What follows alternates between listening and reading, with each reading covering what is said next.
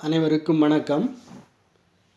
நாம் இன்று பார்க்க போகின்ற தலைப்பு இயல் 8 விரிவானம் கோடை மழை. ஆசிரியர் சாந்தா தத். இதில் நுழையும் முன் குழந்தைகள் பெற்றோரால் கொண்டாடப்படுகிறார்கள். பெற்றோர் என்ற சொல்லே பேறு பெற்றோர் என்ற பொருள் கொண்டதுதான் எனலாம். தாய் தந்தை இல்லாத ஏதிலி குழந்தைகளின் நிலை மிக கொடியதாகும். தாய் தந்தை இல்லாமல் இருக்கின்ற அந்த குழந்தைகள், ஏதிலி குழந்தைகள், அநாத குழந்தைகள், அந்த நிலையானது மிக கொடியதாகும்.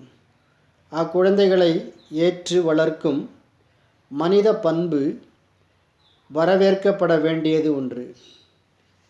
பிள்ளைகள் இல்லாத முதியோர்களும் இத்தகைய ஏதிலி நிலையில் தவிப்பவர்கள்தான். பிள்ளைகள் இல்லாமல் இருக்கின்ற பெற்றோர்கள் அவர்களும் தனியாக தவித்து கொண்டிருப்பவர்கள்தான். அவர்களையும் ஏற்று அரவணைப்பவர்கள் மனிதத்தை மேம்படுத்துவார்களே.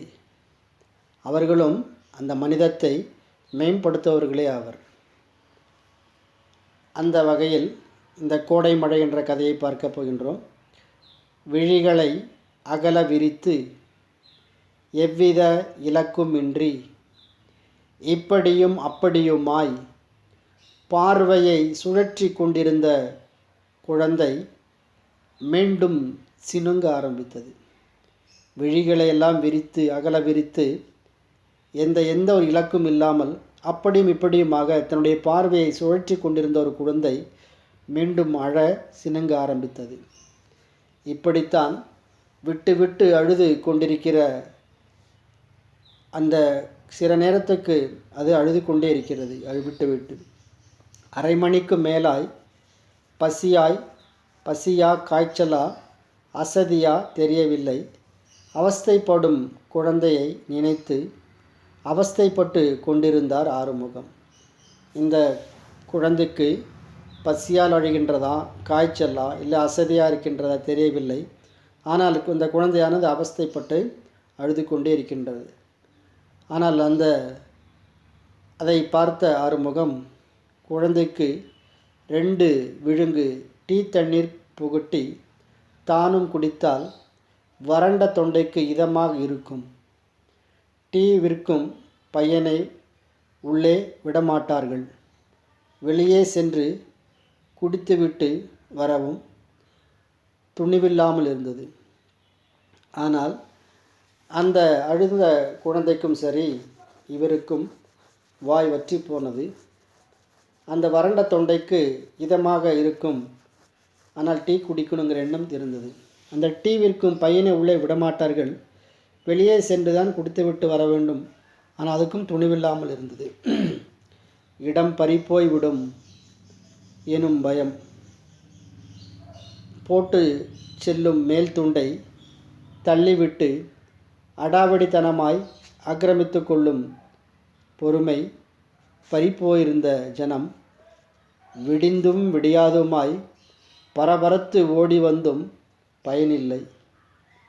கூட்டம் சேருவதற்கு முன் வந்துவிட வேண்டுமென்னும் தவிப்பு அடுத்தவர்களுக்கும் இருக்காதா என்ன என்று எண்ணியபடி இக்குழந்தையை தோளில் சாய்த்து சமாதானப்படுத்த முயன்றார். ஆனால் இதில் பேருந்திலோ மற்ற தொடர்வண்டிலோ செல்லுகின்ற பொழுது நமக்கு வேண்டிய ஒரு இருக்கை இருக்கும். இல்லை பஸ் நிறுத்தத்தில் பகுதியிலோ நாம் அமர்ந்து கொண்டிருக்கின்றோம்.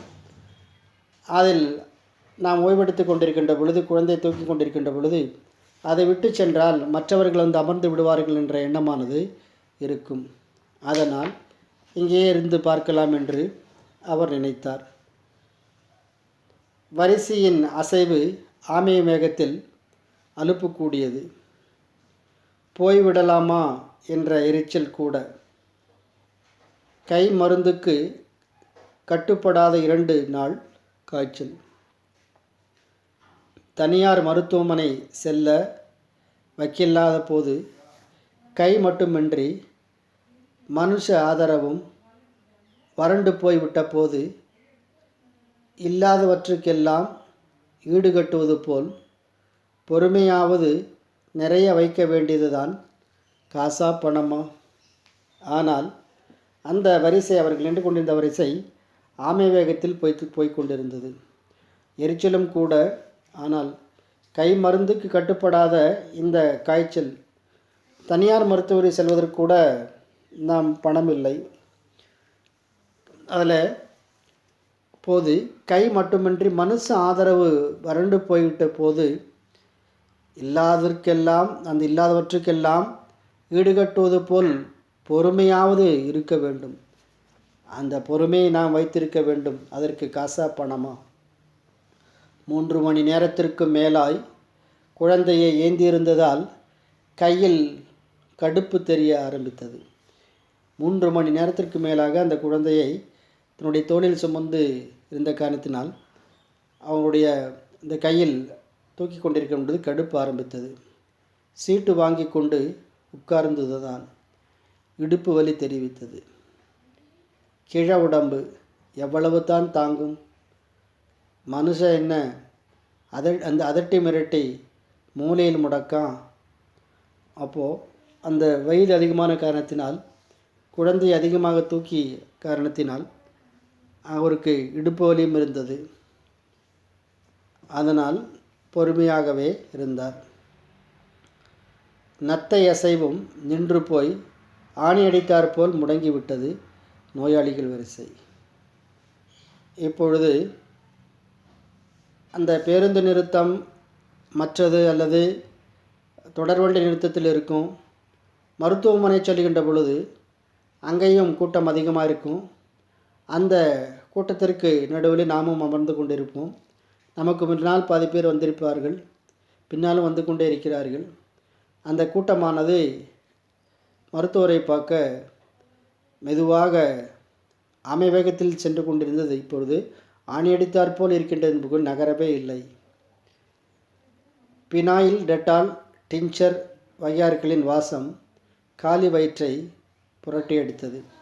மருத்துவமனையிலே செல்கின்ற பொழுது, அங்கு அமர்ந்திருக்கின்ற பொழுது உள்ளே வைத்திருக்கின்ற மருந்து பொருட்கள் இருக்கும். அதில் பினாயில், டெட்டால், டிஞ்சர் அந்த வகையார்களுடைய அந்த வாசமெல்லாம் சாப்பிடாமல் இருந்த காரணத்தினால் அந்த காலி வயிற்றானது புரட்டி எடுத்தது. கைவலி வேறு. கொஞ்ச நேரம் குழந்தையை யாராவது வாங்கி வைத்து கொண்டால் ஆசுவாசமாக இருக்கும். அப்படின்னா தன் கைக்கு அந்த குழந்தையை யாராவது வாங்கி கொண்டால் சற்று நேரம் நான் ஓய்வெடுக்கின்றேன் அல்லவா, கைவலி எல்லாம் போய்விடும் அல்லவா. அதில் சீக்காளி குழந்தையை எவன் சீந்துவான்? நான் தூக்கி கொண்டிருக்கின்ற குழந்தையானது நோயுற்ற குழந்தை. இந்த குழந்தையை யார் வாங்கி கொள்வார்கள்? மூடிய கதவு முன்வரிசையின் துவக்க முனையை பரிதவிப்புடன் எட்டி பார்த்தார். முன்வரிசையை பார்க்கின்றார், துவக்க முனையை பார்க்கின்றார். பரிதவிப்பு ஏற்பட்டது. அதை எட்டி பார்த்தார். திடீரென அழுகை குரல் கேட்க என்ன ஏது என்று அனைவரும் கவனமாய் சுற்றுமுற்றும் பார்த்து கொண்டிருந்த போது ஒற்றை குரல் அழுகை பல்குரல் ஓலமாகியது. சிறிது நேரத்தில் அவர்கள் நின்று கொண்டிருக்கின்ற பொழுது அங்கே ஒரு அழுக்குரல் கேட்டது. திடீரென்று சுற்றுமுற்றும் அவர்கள் பார்க்கின்ற பொழுது ஒரு ஒற்றை அழுக்குரல் அது பல குரலாக மாறியது. சற்றே தொலைவில் கும்பல். வரிசை இருந்தவர்கள் பலரும் இடம் பயத்தை அடியோடு மறந்து போய் அடித்து பிடித்து கொண்டு ஓடிய வேகத்தில் திரும்பி வந்த அந்த இருக்கை பறிபோகாதிருக்க அதில் ஆசுவாசத்துடன் பழையபடி உட்கார்ந்து கொண்டனர். 2 நாளாக இழுத்துட்டு இருந்துதான். போய் சேரட்டும் என்னும் படியாகவே இருக்கிறது தன்னிலை. இதோ ஒன்று இருக்கு. தன்னையே நம்பி தானே சகலவுமாய் இது எப்போதும் வளர்ந்து தன்னைத்தானே கவனித்து கொள்ளும் அளவு ஆளாகி அதுவரை இந்த உயிர் நிற்குமா? கலவர மேலிட குழந்தையை நெஞ்சோடு சேர்த்து அழுத்தியதில் சற்றே அடங்கியிருந்த அது மீண்டும் ஈனஸ்வரத்தில் முனகத் தொடங்கியது. இப்பொழுது அந்த 2 அழுக்குரல்கள் கேட்டுக்கொண்டிருந்தது. அப்பொழுது ஒருத்தர் போய் சேரட்டும், எப்படியாவது தன் நிலை இப்படி தான் இருக்குது, தன்னையே நம்பி தானே சகலமாய் இது எப்போது வளர்ந்து தன் தானே கவலை கொள்ளுமாக ஆளாகி அதுவரை இந்த உயிர் நிற்குமா என்ற கேள்வி கேட்க ஆரம்பித்தது. அந்த கலவர மேலிட குழந்தையை நெஞ்சோடு சேர்த்து அழுத்தியவாறே இருந்தார். அந்த நேரத்தில் இந்த குழந்தை முனகத் தொடங்கியது. மரத்தடி அழுகை இப்போது இன்னும் வலுத்திருந்தது. ஆஸ்பத்திரி என்றாலே அழுகையும் ஓலமும் என்றாகிவிட்டது. இப்படித்தான் இதே ஆஸ்பத்திரியில் விருட்சமாய் வாழ வேண்டியவன் அல்பாயுசில் கட்டியாகி கிடந்து முழுசாய் 6 மாதம் கூட ஆகவில்லை. பாவம், 30 வயசு கூட இருக்காது, இன்னும் எவ்வளவு இருக்கு. அதுக்குள்ளே பாழாய் போன யமனுக்கு அவசரம் பார். ஆனால் இங்கே 30 வயது கூட ஆகலை, இன்னும் எவ்வளவு பார்க்க வேண்டியது இருக்குது. அதுக்குள்ளே பாழாய் போன யமனுக்கு அவசரம். அதுக்குள்ளே அந்த உயிரை யமன் பறித்து விட்டார். அந்த அவசரத்தை பாருங்களே. நீ வேற, இது தானா தேடிட்ட சாவாம். இல்லை, யமன் உயிரெடுக்கலை, தானாகவே தேடிக்கொண்ட சாவு என்று சொல்கிறார்கள். அடப்பாவமே, ஆண்டவன் கொடுத்த உசுறு இவனுக்கு என்ன அதிகாரம் இருக்குது? இவனுங்களையெல்லாம் பிழைக்க வைத்து கழுவில் ஏற்றி சாகடிக்கணும். இவர்களா தவறு செய்துவிட்டு உயிரை துறக்க விடுகின்றார்கள். ஆண்டவன் கொடுத்த உயிரை அந்த இழக்க இவர்களுக்கு என்ன தகுதி இருக்குது என்று கேட்பதைப் போல் ஒரு வினா. அதில் இவனங்களையெல்லாம் பிழைக்க வைத்து கழுவில் ஏற்றி சாகடிக்கணும். சரியான கோழை பசங்க. போகிறவன் பொக்குன்னு போயிடுறான், இருக்கிறவன் ஆயுசுக்கும் இல்லை அல்லாடனும் அல்லாடிக்கொண்டுதான் இருக்கிறார் ஆறுமுகன். அதில் போகிறவன் சீக்கிரம் போய் சேர்ந்துருவான், ஆனால் அவர்களை நம்பி இருக்கிறவங்க தான் அல்லாடிக்கொண்டே இருக்கணும். அந்த அவதி இருக்கின்றது. பச்சை மண்ணுடனான அவதி. உனக்கு நான் எனக்கு நீ என்றாகிவிட்ட நாதியற்ற அவஸ்தை. தகப்பனையும் பிள்ளையும் பாதுகாக்க வேண்டிய இடை வாரிசு இருவரையும் நட்டாட்டுல விட்டு தன் வழியே சென்று விட்டான். வியாதி இல்லை, வெக்கை இல்லை, விஷத்தை விழுங்கி அரை நாள் மட்டுமே அவஸ்தைப்பட்டு போய் சேர்ந்து விட்டான். 4 நாள் காய்ச்சலில் கட்டியவள் கண் மூடிய பின் வாழ பிழைக்கவில்லையாம். பெத்தவங்கில்லாத குழந்தையாகிவிட்டதே என்னும் ஓயாத புலம்பல் தவிர பிள்ளையை பிறந்த துயரம் துளியும் இல்லை. அவரிடம் அந்த அளவுக்கு நெஞ்செங்கும் வெறுப்பு மண்டியிருந்தது. ஆனால் சிறு குழந்தைகளை விட்டு 30 வயது கூட ஆகாமல் பிரிந்து செல்கின்றார்களே, அவர் மேல்தான் எனக்கு கோபம். ஒரு புலம்பல் தவிர பிள்ளை துயரம் ஒரு துளையும் கூட இல்லை. குழந்தையை நாங்கள் வளர்த்து விடுகின்றோம், ஆனால் வாழ முடியாமல் கோழைத்தனமாக இருந்து கிடக்கிறார்களே, அந்த விஷத்தை அருந்தி அரை நாள் அவஸ்தைப்பட்டு உயிரை துறக்கின்றார்களே, அவர்களை பற்றி தான் கோபம். அவரிடம் அந்த அளவுக்கு அதில் வந்து நெஞ்செங்கும் வெறுப்பு மண்டியிருந்தது. நெஞ்சுக்கூட்டில் நெருப்பு வைக்க வேண்டியவன், அதில் வந்து நெஞ்சுக்கூட்டில் நெருப்பு வைக்க வேண்டியவன் இப்படி தவிக்க விட்டு போய்விட்டானே என்னும் ஆறா கோபம் பாசத்தை பாசி போல் மூடிவிட்டிருந்தது.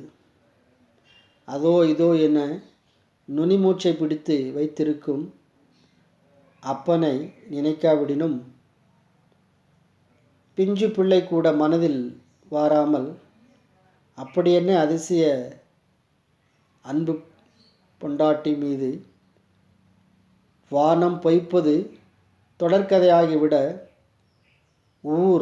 உறவு உடைமைகளை துறந்து பஞ்சம் பிழைக்க பட்டணம் வந்து பிழைப்புக்கு ஏதோ ஒரு வழி தேடிக்கொண்டு திடமாய் வைராக்கியமாய் தான் வாழவில்லையா இத்தனை காலமாய்? வந்த இடத்தில் 40 ஆண்டுகளுக்கு மேலாய் நிழலாய் இருந்தவள் பூமியில் தன் கணக்கை முடித்து கொண்ட பின் அவர் சிறையில் விழவில்லை, மகனுக்காக வாழ்ந்தார். ஒற்றை ஆளாய் வளர்த்து ஆளாக்கி ஒரு கடினமான வேலையில் அமர்த்தி குடும்பஸ்தனாக்கி பார்த்திருக்கின்றார். ஆனால் கணவன் இருந்து மனைவி இறக்கின்ற பொழுது கூட அந்த இருக்கின்ற குழந்தையை ஒற்றை ஆளாய் வளர்த்து ஆளாக்கி கடினமாக உழைத்து அவரை படிக்க வைத்து வேலையில் அமர்த்தி குடும்பஸ்தன் ஆக்கி அதை பார்ப்பது என்பது எவ்வளவு கடினமாக இருக்கின்றது. ஆனால் பஞ்சம் பிழைக்க பட்டணக்கு வந்த பிழைப்பு ஏதோ ஒரு வழி தேடிக்கொண்டு திடமாக வைராக்கியமாக வாழ்ந்த குடும்பமாக இருக்கின்றது. ஆனால் அந்த குழந்தையை வளர்ப்பதற்கு எவ்வளவு சிரமம் என்று தெரியுமா என்று பார்க்கிறார்கள். அட, நகரு பெருசு, வைகுண்ட வாசல் திறக்கிறாப்புல ஒரு வழியாக கதவு திறந்துட்டது. நீ என்னடானா எந்த கோட்டையை பிடிக்கலாம் கராப்பலாம் நட என்று ஒரு சத்தம் கேட்டது. அதில் வந்து வைகுண்ட வாசல் திறப்பதை போல் ஒரு வழியாக கதவு திறந்து விட்டது, சீக்கிரம் போங்க கோட்டை பிடிக்கலாமன்னு கராப்பலாமன்னு நட என்று சொன்னார்கள். முக்கி முனகி குழந்தை தூக்கிவிட்டு இருந்தது. அந்த முக்கி முனகி குழந்தையானது தூங்கிவிட்டு இருந்தது. அவ்வளவு நேரம் காத்திருக்கும் தள்ளாமையும் மன உளைச்சலுமாய் அவருக்கு உடம்பு வேர்த்து சில்லிட்டு இருந்தது. ஆனால் அவ்வளோ நேரம் காத்திருந்த அந்த காரணத்தினாலும் தள்ளாமையினாலும் மன உளைச்சலாலும் அந்த முதியவருக்கு உடம்பு வேர்த்து சில்லிட்டு இருந்தது. அப்பொழுது அங்கே உள்ளிருந்து வெளியே வந்தாள் ஒரு பெண். தாயின் தோளில் கோழி குஞ்சாய் ஒரு பிஞ்சு ஒடுங்கி இருக்க அவள் கை அதை சுற்றி படர்ந்து இருந்தது. பார்க்கவும் நினைக்கவும் மிகவும் பாந்தமாக இருந்தது. நெடுமூச்சு தவிர வேறு ஏதும் இல்லாத குழந்தை மீதான தன் கையை அழுத்தி இருத்தி கொண்டார். இந்த அரவணைப்பு இதற்கு இன்னும் எத்தனை நாட்களுக்கு தனக்கு பிறகு என்று யோசித்து பார்க்கின்றார். அப்பொழுதுதான் உள்ளிருந்து வெளியே வந்த ஒரு பெண் தாயினுடைய தோளில் கோழி குஞ்சாய் ஒரு பிஞ்சு ஒடுங்கி இருக்க அவள் கை அதை சுற்றி படர்ந்து இருந்தது பார்க்கவும் அதை நினைக்கவும் மிகவும் பாந்தமாக கஷ்டமாகவே இருந்தது. நெடுமூச்சு தவிர வேறு ஏதுமில்லாத அந்த குழந்தை மூச்சு மட்டும் இட்டுக்கொண்டிருக்கின்றது, இந்த அசைவும் இல்லாமல். அந்த குழந்தை மீதான் தன் கையை இழுத்தி கொண்டார். இந்த அரவணைப்பு இதற்கு இன்னும் எத்தனை நாட்களுக்கு தனக்கு பிறகு என்று யோசனை செய்து கொண்டு இருந்தார். அதில் பிள்ளையை பரிசோதித்த டாக்டர் நெஞ்சில் சளி கட்டியிருப்பதால் காய்ச்சல் பயப்பட தேவையில்லை, பக்குவமாய் பார்த்து கொண்டால் 2 தினங்களில் தணிந்துவிடும் என மருந்து எழுதி கொடுத்தார். ஒன்றும் கிடையாது பெரியவரே, இந்த குழந்தைக்கு சளி காய்ச்சல் இருக்கின்றது, அந்த நெஞ்சில் சளி கட்டி இருந்த காரணத்தினால்தான் இவ்வாறு இருக்கின்றது, அதை பக்குவமாய் பார்த்து கொண்டால் நோய் சரியாய்விடும் என்று மருந்து எழுதி கொடுத்தார். இதை தொடர்ந்து அடுத்த பகுதியை அடுத்த வகுப்பில் நாம் பார்க்கலாம். நீங்கள் ஏற்கனவே நாம் சொன்ன பகுதிகள், தேர்வுக்குரிய பகுதிகளை திருப்பி திருப்பி படித்து எழுதி பார்க்க வேண்டும். அதில் ஏதாவது உங்களுக்கு இயல் 1 முதல் 6 வரை உங்களுக்கு சந்தேகம் இருந்தால் நீங்கள் கேட்கலாம். அதில் எல்லா பயிற்சிகளையும் நீங்கள் படித்து எழுத வேண்டும். நன்றி, வணக்கம்.